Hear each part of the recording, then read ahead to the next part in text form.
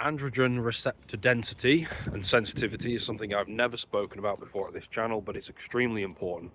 It is the third step along the process from testosterone to free testosterone to how much your body actually has at the end of the whole thing.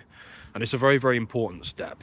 It can be the difference between you having 500 or 600 testosterone on paper, but still having, no morning wood, not gaining muscle very easily, losing muscle, and just not feeling very good, not being able to focus, not having much energy.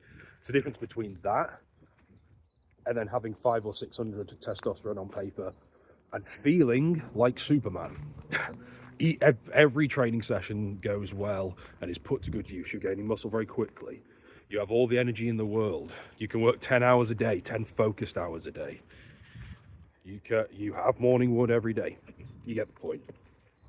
And it's all to do with androgen receptor density. So in terms of how many of them there are in the muscle, and then also how they respond, how sensitive they are to testosterone, and whether or not they're being blocked, which is a big deal. And it's not something I've spoken about enough before, but it's becoming more and more of an issue in this modern world we find ourselves in.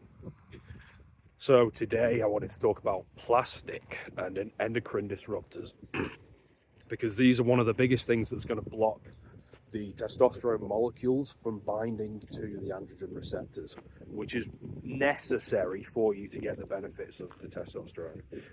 So how much testosterone you have on paper versus how much you're benefiting from in reality are not the same thing.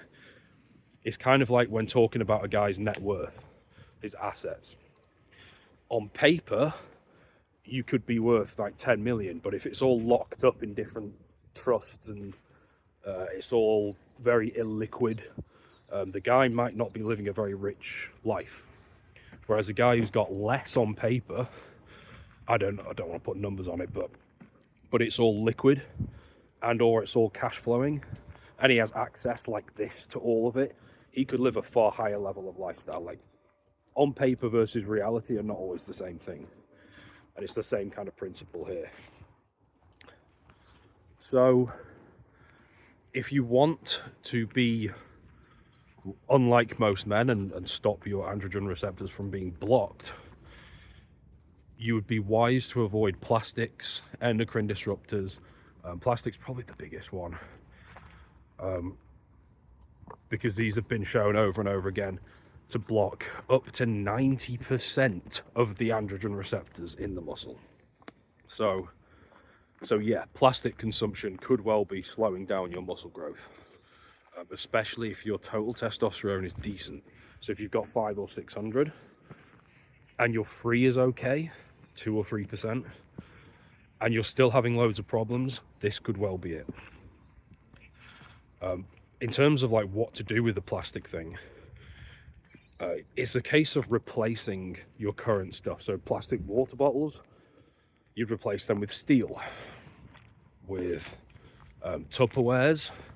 The worst thing you could do is microwave plastic containers with food in, and microwave them for like 2 minutes, like heat the hell out of it, because then all the plastic's leaking into your food, and then you're just eating them straight into your gut, into your system.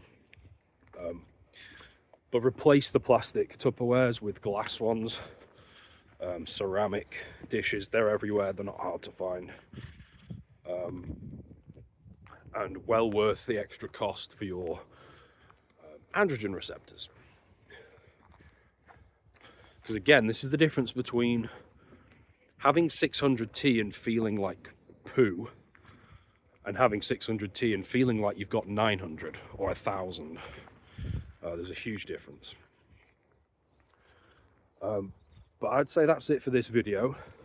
Let me know if you've got any questions on this topic, because it's not something I've spoken about much before, but people keep asking me to talk about it more.